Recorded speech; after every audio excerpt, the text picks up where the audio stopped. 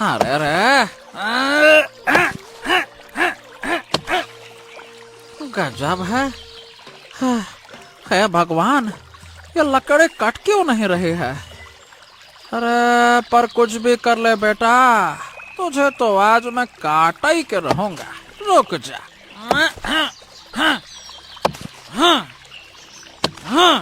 महेश फिर से लकड़ियाँ काटने लगता है। तभी उसे एक मधुर लड़की की गुनगुनाने की आवाज सुनाई पड़ती है। हैं?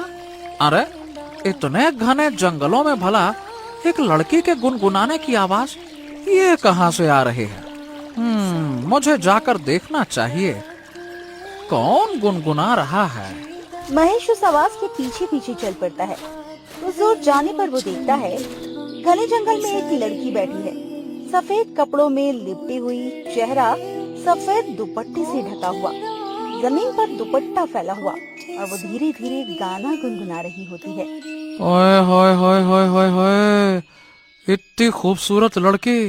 अरे अपना चेहरा क्यों ढक रखा है? थोड़ा सा खोल के दिखाओ तो। लेकिन इसके सिर्फ होंठ ही देख लो तो दिल में एकदम हलचल सी हो रही है। कितनी खूबसूरत लग रही है। ऐसा लग रहा है जैसे गुलाब की पंखुड़ियां हों इसके होंठ। सच में यह तो बहुत ही खूबसूरत लड़की है। मैं तो वैसे भी अपनी बीवी से परेशान हो गया हूँ।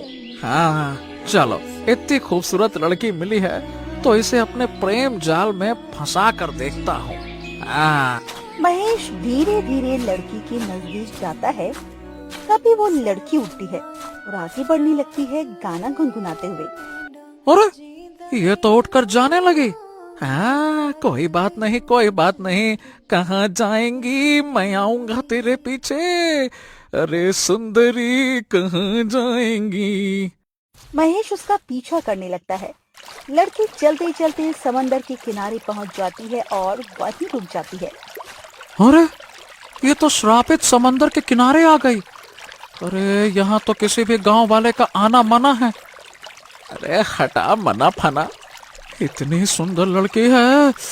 अगर ये मुझे मिल जाए तो मेरी जिंदगी में हरियाली आ जाए, जन्नत हो जाएगी जिंदगी मेरी। महेश उसके और पास जाता है। आ जाओ, मेरे पीछे आओ। मोहिनी फिर से धुन गुनगुनाने लगती है। उसकी आवाज सुनते ही महेश पूरी तरह मोहित हो जाता है और उसके पीछे पीछे चलता हुआ समंदर के ऊपर चलने लगता है। चलते चलते वो समंदर के बीचों बीच पहुंच जाता है। अरे अरे ये क्या? मैं तो अभी समंदर के किनारे था। ये तो मैं समंदर के बीच में कैसे आ गया? ये कैसे हुआ? और तुम मुझे कहाँ लेकर आई हो? देखो देखो, मुझे जाने दो, मुझे जाने दो। अचानक महेश पानी में डूबने लगता है और लड़की जोर जोर से हंसती है और अचानक महेश घने जंगल में आकर गिर पड़ता है। चारों तरफ सुंदर फूल, सुनहरे पेड़ और बेहद खूबसूरत दुनिया होती है। बाप रे बाप, ऐसी अद्भुत दुनिया मैंने अपने जीवन में नहीं देखी। ओह, ये तो समंदर के नीचे की दुनिया है। सच में ये तो जन्नत है, जन्नत। लेकिन मुझे तो बहुत जोरों की भूख लगी है। काश मुझे कुछ खाने को मिल जाता। इतना कहते ही उसके सामने सारे फल प्रकट हो जाते हैं। हैं? अरे बाप रे बाप, ये तो सच में फलों का ढेर आ गया। यानी मैं जो कहूँगा मेरी इच्छा पूरी हो जाएगी। ये तो बहुत गजब की दुनिया है। चलो पहले फल खा के देखता हूँ। आओ। महेश फल खा लेता है और आगे बढ़ता है। चारों तरफ फूल और तितलियां देखकर खुश हो जाता है। अरे यहाँ तो सब कुछ खाने को मिल गया। अब बस काश एक लड़की मिल जाती जिससे कि इस दुनिया में मन लगा रहता। हाँ, चारों तरफ हरियाली है, मेरे दिल में भी हरियाली आ जाए। इतने में ही मोहिनी उसके सामने आ जाती है। अरे तुम तो वही घूंघट वाली लड़की हो ना जो मुझे समंदर के बीच लेकर आई थी। तुम यहाँ क्या कर रही हो? क्योंकि तुमने मुझे याद किया, इसीलिए मुझे तुम्हारी सेवा करने आना पड़ा। स्वागत है तुम्हारे इस दुनिया में। अब तुम इस दुनिया के राजा हो। हैं? क्या सच में? क्या हाँ हाँ, लग तो मुझे भी रहा है कि मैं यहाँ का राजा हूँ। हाँ, लेकिन क्या फायदा ऐसा राजा होने का? ना मेरे पास धन है, ना हवेली है। तभी तेज रोशनी फैलती है और सामने बड़ी हवेली और ढेर सारा धन आ जाता है। अरे, ये तो मैं सचमुच में राजा बन गया। हाँ, अब मैं कहीं नहीं जाऊंगा, मैं इसी दुनिया में रहूंगा और तुम तो हो ही मेरी सेवा करने के लिए। चलो अब जल्दी से मेरे पैर दबा दो, वरना मैं तुम्हारा सर कलम करवा दूंगा, समझे? मोहिनी जोर जोर से हंसने लगती है और अचानक वो खूबसूरत दुनिया एक कब्रिस्तान में बदल जाती है। हैं? अरे ये क्या? ये कैसे हो गया? अरे इतना सुंदर संसार था, मेरा सारा खजाना, मेरा फल, मेरा बगीचा, मेरा महल, ये सब कहाँ चला गया? ये कब्रिस्तान कैसे बन गया? महेश का पूरा शरीर मिट्टी का पुतला बनने लगता है। हाँ, हाँ, अरे ये क्या हो रहा है? ये क्या हो रहा है?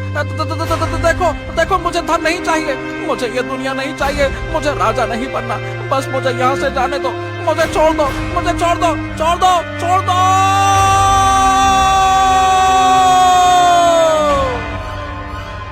महेश चीखता चिल्लाता है, लेकिन वो पूरी तरह मिट्टी का पुतला बन जाता है। ऐसे ही कुछ दिन बीत जाते हैं। वहीं गांव में रेशमा परेशान होकर दरवाजे पर फूट फूट कर रोती है। हे भगवान, ये क्या हो गया? मेरे पति 2 दिन हो गए जंगल में लकड़ियां काटने गए थे, लेकिन अभी तक वापस क्यों नहीं आए? मैं उनके बिना कैसे रहूंगी? रेशमा फूट फूट कर रोने लगती है। तभी सभी गांव वाले इकट्ठा हो जाते हैं। अरे क्या हो गया रेशमा, तुम इतना रो क्यों रही हो? क्या बात है? मुखिया जी, कुछ करिए ना। मेरे पति समंदर के किनारे वाले जंगल में लकड़ियां काटने गए थे, 2 दिन हो गए, अभी तक वापस नहीं आए। अगर वो नहीं आए तो मैं कैसे रहूंगी? हाँ मुखिया जी, ये समस्या तो बढ़ती ही जा रही है। मतलब जो भी समंदर के किनारे वाले जंगल में लकड़ियां काटने या फिर फल लेने जाता है, वो वापस नहीं लौटता, सब उसी समंदर में गायब हो जाते हैं। बताइए भला। नहीं, ऐसा नहीं हो सकता। मेरे पति को कुछ नहीं हो सकता। मैं अपनी पति के बिना नहीं रह सकती। अगर मेरे पति नहीं रहे तो मैं भी जिंदा रह के क्या करूंगी? रेशमा घर के अंदर चली जाती है। अरे अरे रुको रुको रेशमा, अरे तुम ये क्या कर रही हो? रेशमा रुको रुको भाई, रेशमा रुको। सभी गांव वाले जैसे ही घर के अंदर आते हैं, तभी रेशमा गले में कपड़ा डालकर फांसी लगाकर अपनी जान दे देती है। हाँ, हे भगवान, अरे देखिए मुखिया जी, ये इसने क्या कर लिया? हाँ, अब हम क्या करेंगे? हमारे गांव की समस्या तो बढ़ती ही जा रही है। देखो, इसने अपने पति के शोक में आत्महत्या कर ली। हाँ, लेकिन मुखिया जी, चलिए हम सभी गांव वाले मिलकर सूरज के पास चलते हैं। वही हमारे गांव का सबसे बड़ा सेठ है। राजा के बाद उसी के पास में सबसे ज्यादा धन है। शायद वो हमारी मदद कर सके। हाँ, तुम ठीक कहते हो। चलो चलते हैं, चलो आओ।